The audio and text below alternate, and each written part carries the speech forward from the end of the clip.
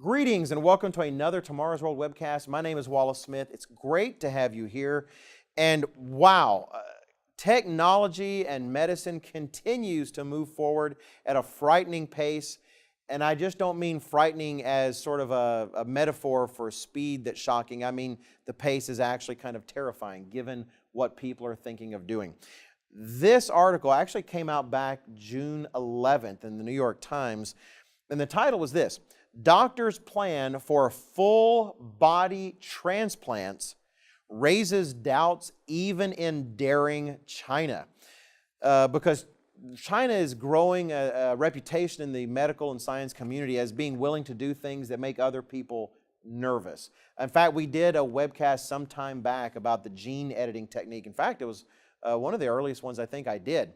And it was actually China's work in terms of engineering potential babies that was actually causing a bunch of people to get together and discuss the ethics of it all. Well, this is a big deal. Let me just read from the article, just a few selections. We're talking about actually transplanting a whole body. You know, we have liver transplants and heart transplants. Here we're talking of taking a human head of, say, a paralyzed person and simply giving the person a brand new body from a donor who clearly is deceased. All right, jumping to the article. It says, the idea for a body transplant is the kind of thing that has experts around the world alarmed at how far China is pushing the ethical and practical limits of science. Such a transplant is impossible, at least for now, according to leading doctors and experts, including some in China who point to the difficulty of connecting nerves in the spinal cord. They point out the surgeon in this particular case, an orthopedic surgeon named Dr. Ren Xiaoping, and he actually is not new to the transplant game. He assisted in the very first hand transplant back in 1999. In an interview, the article continues, Dr. Ren said that he was building a team, that research was underway, and that the operation would take place, quote, when we are ready. So he sees no qualms about this procedure. They do point out elsewhere that other people are exploring the possibility. They mention a scientist or doctor in Italy. They mention some scientists in Russia. It does say they don't have any plans to carry these things out, and yet they're still doing the research. Another item from the article says Dr. Ren has experimented with head transplants on mice, but they have lived only for a day. He said he has also begun practicing on human cadavers, but declined to give details. Now, let me say, if you happen to look up this particular article, like I saw on online New York Times, they do show some pictures of the experiments with animals. And so I don't want you to see those pictures. I'll make sure our editors don't put pictures of those animals up. But he has done experiments with lower life forms. It says the doctor and his supporters say the operation could help people with potentially fatal diseases affecting body function, such as spinal muscular atrophy, as well as those with paralysis, like Mr. Wang, who is an individual they discuss in the article. The final comment I'll make from Dr. Ren, he says in an interview, I've been practicing medicine in China and overseas for more than 30 years. I've done the most complicated operations, but compared to this one, there's no comparison. He does admit this is a very difficult procedure, that possibly even impossible. But he says this, whether it's ethical or not, this is a person's life. And then he says, there is nothing higher than a life, and that's the core of ethics. Now, like the one famous chef used to say, you know, sort of bam, you know, that's actually a huge statement there. Really, to me, that's the key of the entire article. Is that the core of ethics? He just says, there's nothing higher than a life, and that's the core of ethics. Well, I know he wasn't trying to be philosophically detailed and establish a moral foundation, but at the same time, think about that. What does that even mean? There's nothing higher than a life. After all, many people think it's moral to kill babies in the womb. What really says it's not? Is it just a matter of weighing one life against another? What kind of life? Does human life have value over these animals? Because clearly he doesn't mind. He's switching heads on mice and all the rest. And what does that mean to be alive? What is alive? Is just breathing sufficient? Is consciousness required? Regardless, that is no basis of ethics. He says that's the core of ethics. That's part of the problem here. There is no more core to the world's ethical concerns that has any kind of grounding. This article is fascinating in that while they say there's a moral dilemma, they never really give any strong arguments to the other side that to me sound like moral dilemma. It is a set of confusion and no one knows what direction in which to go, but because they've abandoned all hope of having something to point the way. You know, we're going to see more of these cases. Back in the Tower of Babel days, God said in Genesis 11 and verse 6 that because the people were unified, everything they proposed to do, they're going to be able to do. But we're living in an age when our technological capability is far outpacing our moral maturity. And questions like this, frankly, are just the beginning. Thanks for watching, and please check out everything we have available at tomorrowsworld.org.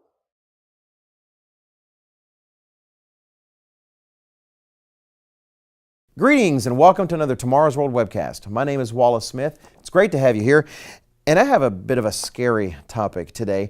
Titles and headlines like this shouldn't cause us to panic, but they should cause us to think. It comes from the AFP. It's dateline August 25th, 2015. And the title is U.S. Reports Unusual Spike in Human Plague Cases. Plague, as in the bubonic plague, as in the Black Death from the Middle Ages, the very same disease responsible for that. It actually comes out of Miami, this report, and it says, an unusually high number of cases of human plague have been reported by U.S. health authorities since April. 11 in all, with 3 of them fatal. The CDC, the Centers for Disease Control and Prevention, said it's unclear why the number of cases in 2015 is higher than usual. Actually, these are 11 cases in just the past 4 months. They point out that from 2001 to 2012, they've generally had 1 to 17 cases over an entire year. And yet just in 4 months, there have been 11 cases. The average over the last decade per year has been just 3. And here we are 4 months, and there's 11. Where does this come from? It's been caused by a bacteria that you find in wild rodents and their fleas. And people get them, you can get them from other people, or you get it from cats and dogs and animals that might have these fleas, etc. Anyway, it's really pretty spooky stuff. You know, when the Black Plague was ravaging Europe, 60% of the population died. Numbers like that stagger the mind today. 60% of the continent dead from Black Death and the plague. Absolutely terrifying. Now here, this is only 11 cases in 4 months, and it shouldn't panic us, but a few things do come to mind. The first thing is the Bible says, a prudent man foresees evil and hides himself. You know, there's nothing wrong, panicking aside, there's nothing wrong with listening to news like this and then having it spur us to be more mindful about our sanitary habits. You know, it's interesting, if you look at the Bible actually provided a lot of guidelines, and still does, that would have actually halted the Black Plague. It talks about different requirements of sanitation. It talks about what God expects you to do with your human waste.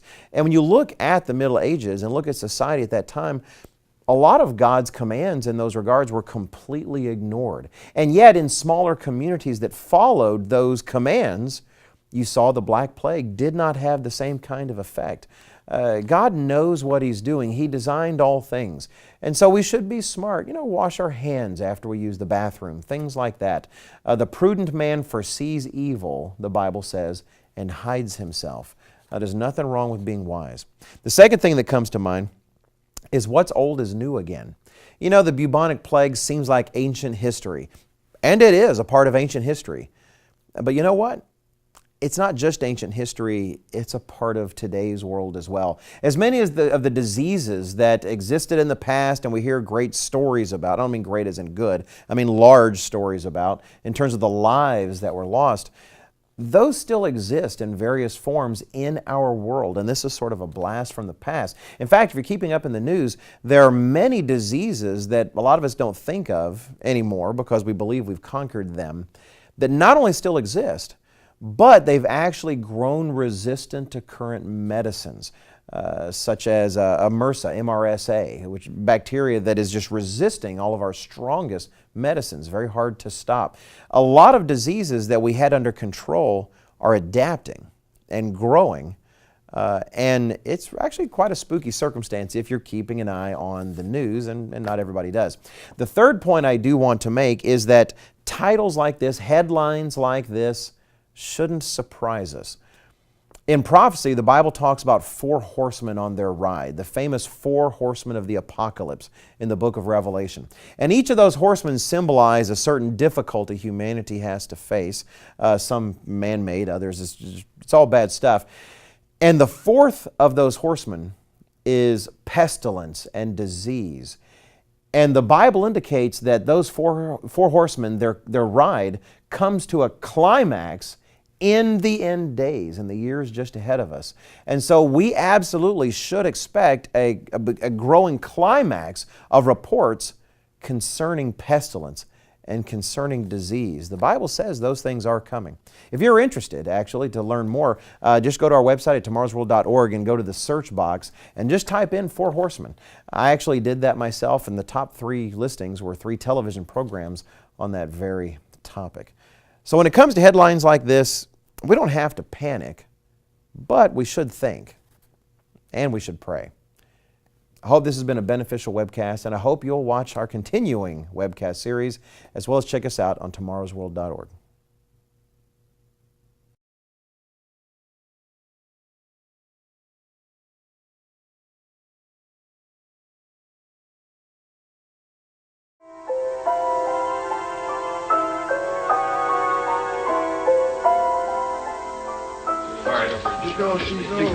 Yeah, so why don't you go ahead and come around.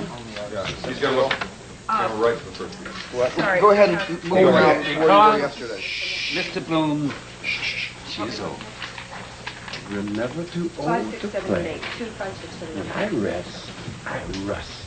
Is this your first time in an old age home, Mr. Bloom? No, actually, Mr. Conroy, I've been in 6 or 8 of them.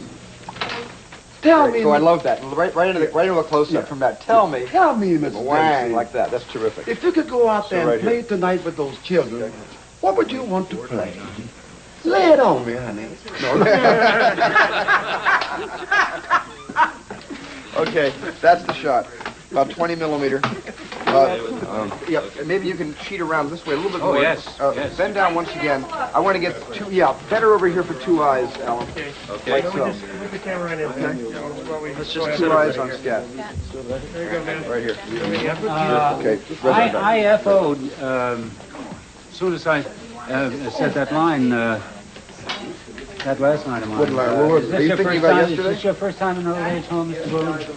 No, actually, Mr. Conroy, I've been in 6 or 8 of them.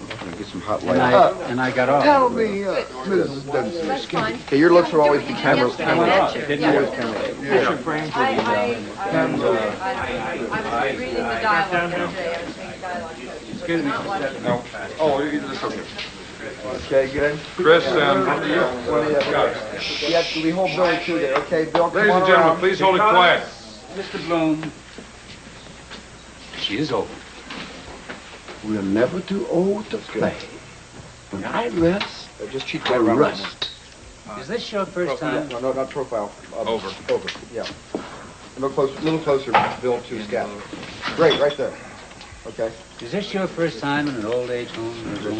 No, actually, Mr. Conroy, I've been in 6 or 8 of them. Tell, camera left. Yeah, camera left. Tell me, Mrs. Dempsey, if you could go out there and play with those We're children gonna make tonight, a little move into scat here, but a little move to What scat. would you but that'll want to cut with the other play? move. A little closer to the lens.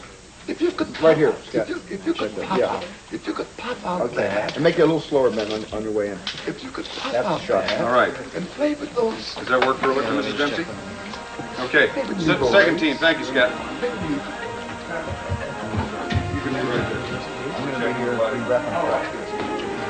Yeah, that looks fantastic.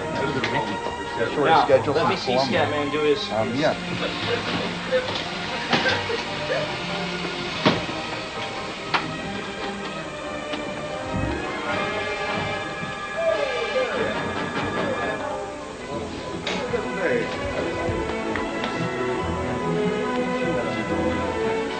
No, it ain't. Do some. BT tonight, entertainment tonight. It's not. Tell him the sequel we're gonna do on ET. What? The sequel. Oh, this is. I told Scat. He's the black ET. Good. This is the black ET. Because he's getting shorter every year. He is. You like that, Chris? My grandfather taught me that. He said, pretend you're spinning your donut, I'll give you one upside the head. So just pretend. So that it says that you were really, really good and better than anybody else. Well, you Or you were my first terrible impression.